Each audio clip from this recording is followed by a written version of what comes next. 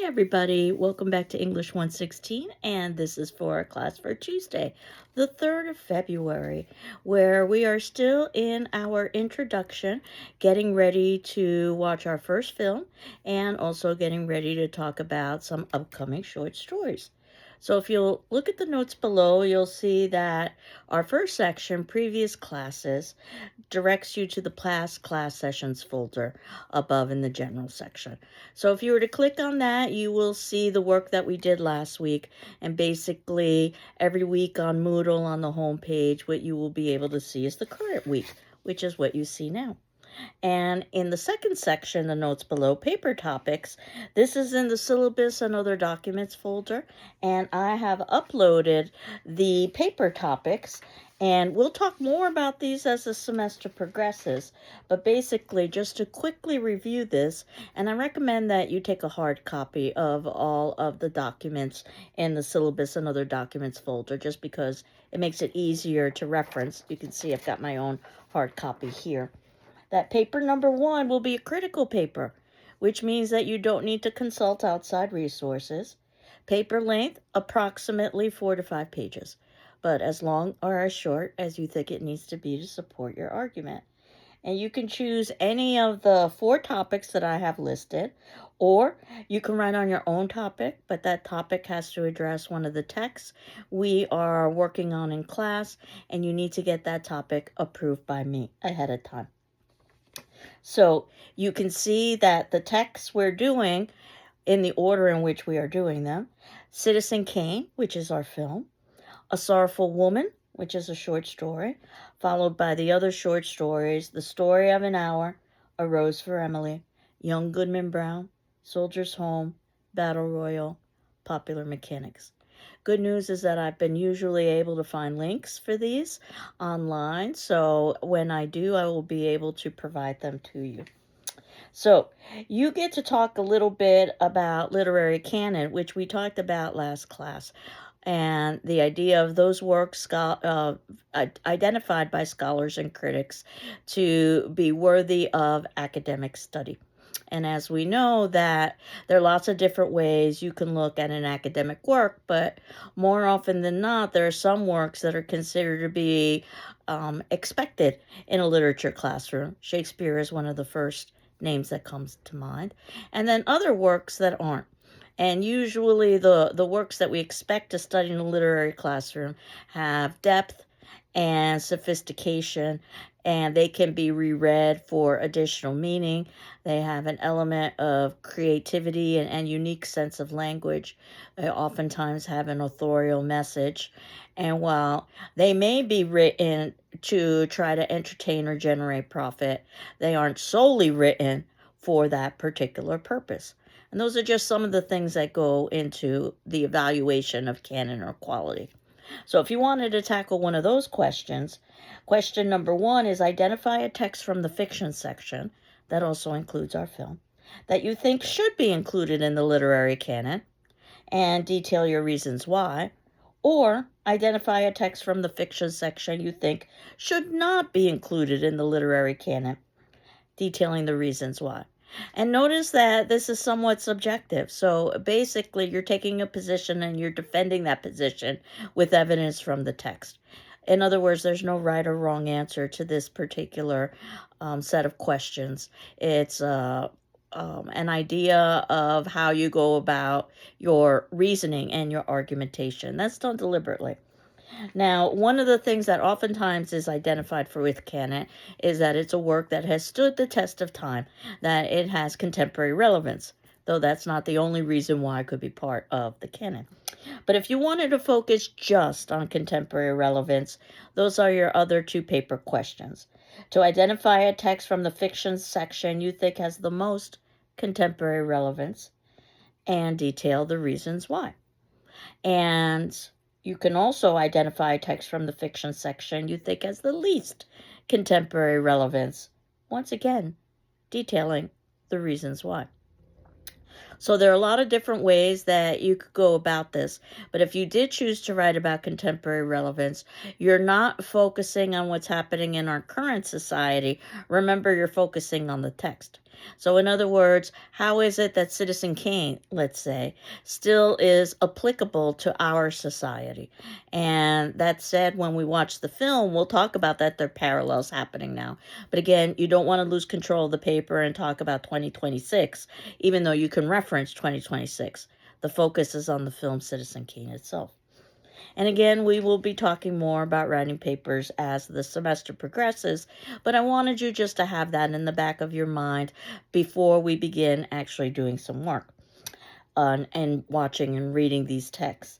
And regardless of the topic you choose, provide textual evidence and details to support your arguments.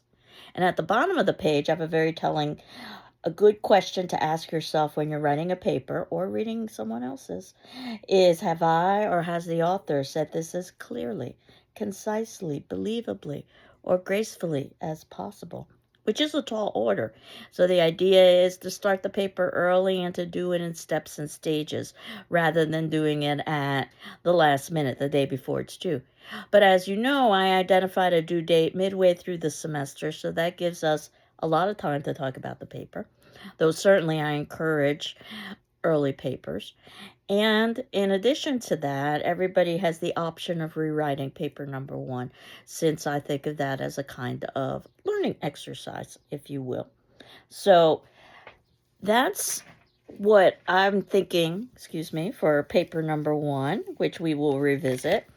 And some of the readings that I had assigned for today, and unfortunately, these are readings that have not been able to find for free on the internet. But if you are working with our text, and as you know, you can use any edition of the text that you'd like, I have some readings about writing about literature. And those will probably be very helpful for you when you are constructing a paper. There are a list of questions that you can ask yourself about things like plot and character and setting and symbolism and theme and style and tone and irony, and even some of the critical strategies that we talked about last class. Now, some of these words you might be familiar with and some of them you might not be. We will be discussing them over the course of the semester. Some pretty common language when we are talking about literary analysis. The textbook even shows you a sample paper in progress where you would go through generating ideas to ultimately drafting, then finally editing and submission, which is the best way to do it, again, in pieces rather than to do it all in one step. The text also talks about writing about fiction, poetry, and drama, that first you need to read, then you need to discuss, then you need to write. And annotate, taking notes in the text, very important. It's one of the reasons why you've got those wide margins in your paper books so that you can write notes in there, questions, commentary. Perhaps you want to write your notes on a separate sheet of paper or on a computer. That is comparable to actually a journal, if any of you keep a journal or a diary where you write about your personal life, but in this instance, you would be writing about what it is you're studying in class. It works for all disciplines, but it's particularly useful for something like literature. And you don't need to worry about grammar or mechanics. It's for your eyes only, basically. It's a way to generate ideas. And again, the process of writing a paper, which we will review more in depth about a topic, which I've provided you with, and now a thesis, which you have to think about. What specific thing are you going to argue that reasonable people could disagree with? What evidence from the text are you able to provide to support that thesis? Then the drafting and the organizing, making sure that you've got use of good quotes, and then the revising and the editing. And I also have a handout for you about writing about film. And again, this is in our syllabus and other documents folder. Again, I suggest that you take a hard copy of it. And it talks about that films convey meaning just like literature. So if you're looking at a painting, that conveys meaning through shape and color. Works of literature convey meaning through language, Films convey meaning through various audiovisual elements, so that's what you would be discussing. Things like editing and sound and cinematography. And again, language that we will be talking about over the course of the semester. That all of these were specific creative decisions made by the filmmaker. So asking yourself, why did the filmmaker construct the film in this way? Much like you would ask yourself, why did the author write this text in this way? And talks a little bit about how music or noise or audio can change our attitude towards a character, or the composition of the shot can help us concentrate on a particular detail, or camera movement can help to create suspense, for instance, or discontinuous editing to cue us into, let's say, thematic comparisons.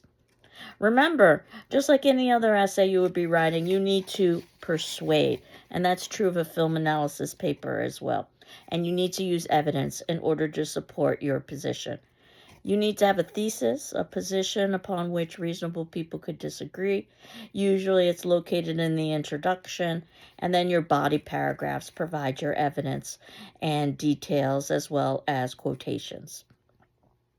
Avoid a film review. You're not talking about whether you liked or disliked the film, just like you're not talking about whether you liked or disliked the short story. You're not necessarily going to talk about that emotional response to the film. What you're doing is you're analyzing the film, breaking something down into its constituent parts, showing how they function and relate to one another as a whole. So, not the fact that you found a shot beautiful, but more importantly, why was it beautiful? What techniques did the filmmaker use to employ that effect, for instance? And avoid excessive plot summary. Assume the reader's familiar with the film. That also is the case with the text. You're merely retelling those elements that are necessary for your analysis. The plot and the narrative elements, they all result from creative decisions made by the filmmaker. This is also true of a writer. So, how is the sequence of events ordered? Is it linear or not? What point of view are we given the story? And would a different point of view change it? Is the narration restricted, unrestricted, subjective, or objective? If the film or the text lacks a conventional narrative, does it employ some sort of other organizing technique? So you're paying attention both to the plot, the narrative, and also the stylistic elements, whether it be language and literature, or you're talking about cinematography and other film elements when you're watching cinema. And that said, think about the film's themes much like you would think about text themes. Usually you've got some sort of broad universal topic or topics. A piece can tackle multiple themes.